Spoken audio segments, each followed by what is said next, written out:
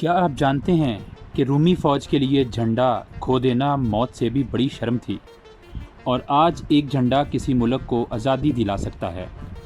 یہ صرف رنگین کپڑے کا ٹکڑا نہیں، یہ ایک خواب ہے جو کسی قوم کی آنکھوں میں بسا ہوا ہے۔ یہ ایک وعدہ ہے جو کسی انقلاب کی زبان پر ہے۔ یہ ایک وطن ہے جو ایک کھمبے پر سجا ہوا ہے۔ آج ہم بات کریں گے جھنڈے کی، اس کی پیدائش سے لے کر آج تک کی مکمل کہانی کی۔ آبجیسٹری پر خوش آمدید۔ قدیم معیار، جنگ اور طاقت کا نشان۔ ہماری کہانی کا آغاز آج سے تقریباً 3000 سال پہلے ہوتا ہے۔ قدیم مصر اور روم میں جھنڈا ایک عملی آلہ تھا، ایک ضرورت تھی۔ جنگ کے میدان میں دھول، شور اور افراتفری کے درمیان ہزاروں فوجیوں کو اپنے کمانڈر کا سگنل چاہیے، اور وہ سگنل جھنڈا ہی ہوتا تھا۔ رومیوں کے لیے ان کا عقاب والا جھنڈا ایکوائلا محض کپڑا نہیں تھا، یہ ایک مقدس شے تھی۔ اسے کھو دینا پوری فوج کے لیے سب سے بڑی ذلت تھی۔ بعض اوقات فوجی اپنی جان دے دیتے تھے، لیکن جھنڈا دشمن کے ہاتھ نہیں دیتے تھے۔ لیکن یہ جھنڈے صرف کمانڈر، خاندان یا بادشاہت کی نمائندگی کرتے تھے۔ ابھی تک قوم کا تصور نہیں آیا تھا۔ شاہی نشان سے قومی پرچم تک۔ پھر وقت بدلا۔ قرون وسطیٰ میں یورپ میں شاہی نشان، کوٹ آف آرمز نمودار ہوئے۔ یہ پیچیدہ ڈیزائن خاندانوں کی شناخت، ان کی زمین اور ان کے وقار کی علامت تھے۔ لیکن جب بحری جہاز دور دراز کے سفر پر نکلے، افریقہ، امریکہ، ایشیا، تو انہوں نے ایک فوری سوال کا جواب دینا پڑتا تھا۔ یہ جہاز کس کا ہے؟ دوست کا یا دشمن کا؟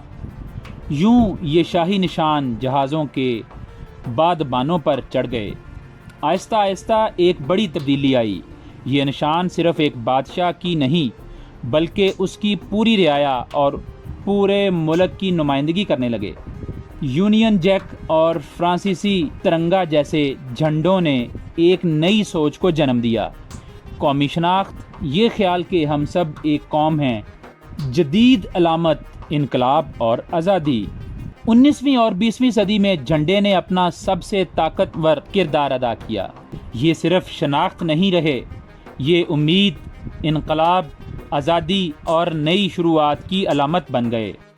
1777 میں امریکی پرچم ایک نئی جمہوریہ کا وعدہ تھا کہ یہاں ہر انسان آزاد ہوگا۔ 1947 میں پاکستان کا سبز اور سفید پرچم ایک نئی مملکت کے قیام کا اعلان تھا، لاکھوں خوابوں کی تعبیر تھی۔ اب جھنڈا ایک نعرہ تھا، ایک منشور تھا جسے ہر شخص پہچان سکتا تھا، پڑھنا جانے یا نہ جانے۔ یہ مٹی سے جڑی ہوئی امید کا ایک ٹکڑا بن چکا تھا۔ آج ایک جھنڈا قومیت سے بھی آگے، اور آج جھنڈے کی کہانی قومیت کی حدود سے بہت آگے نکل چکی ہے۔ اولمپک پرچم، جو کھیل، یکجہتی اور عالمی امن کی علامت ہے۔ اقوام متحدہ کا پرچم، جو پوری انسانیت کی مشترکہ امیدوں کی نمائندگی کرتا ہے۔ اور پھر وہ مشہور تصویر، خلا سے دیکھی گئی زمین جس پر کوئی قومی سرحدیں نظر نہیں آتیں، یہ ہمیں یاد دلاتی ہے کہ شاید ہماری سب سے اہم علامت وہ کوہ ہے جس پر ہم سب مل کر رہتے ہیں۔ تو اگلی بار جب آپ کوئی جھنڈا لہراتا ہوا دیکھیں، رک جائیں، ایک لمحہ سوچیں، اس میں صدیوں کی جدوجہد، لاکھوں کی قربانیاں اور کروڑوں کے خواب سمٹے ہوئے ہیں۔ یہ ہماری اجتماعی کہانی کا سب سے طاقتور، سب سے جذباتی نشان ہے۔ یہ تاریخ ہے جو اپنے ہاتھ میں تھام سکتے ہیں آپ۔ آپ سے ایک سوال ہے، آپ کے لیے کون سا جھنڈا سب سے زیادہ معنی رکھتا ہے اور کیوں؟ ہمیں کمنٹس میں بتائیں، اور اگر آپ کو یہ کہانی پسند آئی تو لائک کریں اور سبسکرائب کریں۔ اگلی ویڈیو میں ہم ایک اور روزمرہ کی چیز کی حیران کن کہانی دیکھیں گے۔